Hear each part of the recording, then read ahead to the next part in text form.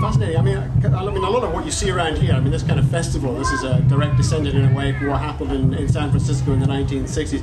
As you mentioned, yeah, we're responsible for all this stuff. So many things began there, you know, rock culture, drug culture. Well, it all started... sexual liberation. And give us a flavour of the atmosphere then, back in Haight-Ashbury in the 70s. Well, I went to Catholic boarding school in my youth. So San Francisco in the 60s was the complete proper opposite, and gave me everything that I had missed for 12 years in about 6 months. And then I went on from there, and the good things that we found there, we encouraged. There is a certain benefit to sexual freedom, as there are dangers. Ditto drugs, ditto rock and roll, and as you've seen lately, there's some really bad pop music that comes out, but there's always been bad pop music, and I like to think of ourselves as a little opposite version of what's going on the pop radio, and we've gotten away with it for like God knows how many number of years. So I continually give thanks to whatever powers that be that allow us to live and flourish as we do. It's to make your own smoothie. Wait for it! I'm out of shape. Don't worry, this will soon get you back into shape. I know. The night will be like that. Are you ready now? Right, fire it off. Come on, put your back into it now. Come on, the faster it goes, the smoother it gets. Come on, put some effort in now. You never get fit doing it in that speed. Come on, do you? Unless that's smooth enough for you. That's smooth enough? Yeah? Yeah, oh well, that's very good. Coming back, Colin, to I mean, the impact of the fuel price explosion and the effects that's had on the environmental movement. And there are a number of problems here, aren't they? Not just about nuclear power, we've discussed that, and George Monbiot coming out and supporting it, but more locally we have the local conflicts within the environmental movement itself about wind farms, about the environmental cost of erecting them, and also about the Bewley-Denny line. Any observations about that? Well, I think there's numerous different areas. I mean, we've been talking about household level, we've been talking about community level, and then we're talking about the need for much larger scale stuff.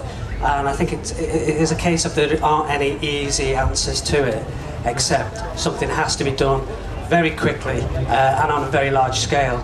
Now, the co-op, for instance, we actually have our own wind farms on cooperative farmland. We give grants to community-owned wind farms up here in Scotland.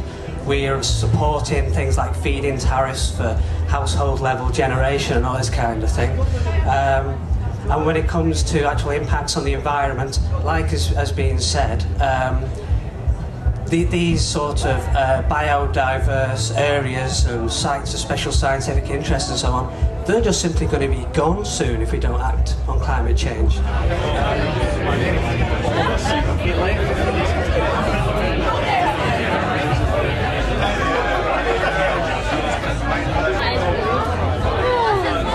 For recycling. We're going to fill it up with recycling while we roll it around. So it can go anywhere we want in the festival, and so you can just chuck your cans and paper and plastics in it. And then we're going to roll it back up to our recycling workshop. So Jerry Conlon, Paddy Hill, and Pete Wiley.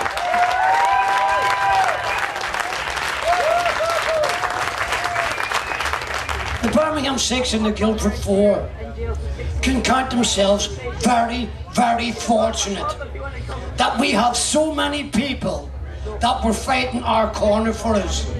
But the important thing about miscarriage of justice, the majority of the people in prison today don't have a voice. They don't have a campaign like we had. We were lucky, we had campaigns, in fact, the only bigger campaign in the world, and quite rightly so, was Nelson Mandela. And after that came the Birmingham 6 and the Guildford 4. But for so many people in prison, they have got no voice. So many of them have got no families, no nothing. Once your cell door opens in the morning at 7 o'clock, hey, welcome to the killing field. Because that's what it is in maximum security. From 7 o'clock in the morning till 9 o'clock at night. And you live on your nerves 24/7. And that's the way you live for so long. And the sad thing for people like us, when we're thrown out of prison. Everybody thinks that the Birmingham 6 and the Guildford 4 got millions of pounds in compensation. Let me tell you something, not one of us got anywhere near £1 million. I tell people, I put my compensation up on the website. When I come out, 3 weeks after I come out, they give me £50,000 as an interim payment. 6 months after that, they give me £150,000 because I was living on the streets, I had nowhere to live. So I bought a flat in North London in Moswell Hill. 5 years later, I ended up in court because I hadn't paid a month's council tax. The judge that was there, she thought it was a bit of a publicity stunt. And I had to tell her, I ain't got a month's council tax, I'm £37,000 in debt. And of course, people think when we get out, everything is rosy in the garden. When we come out, we weren't allowed to get sickness benefit. We weren't allowed to get unemployment benefit. We couldn't get any sort of a benefits. We were borrowing money left, right and centre. And because of that court case, they give us another £100,000. That was a total of £300,000.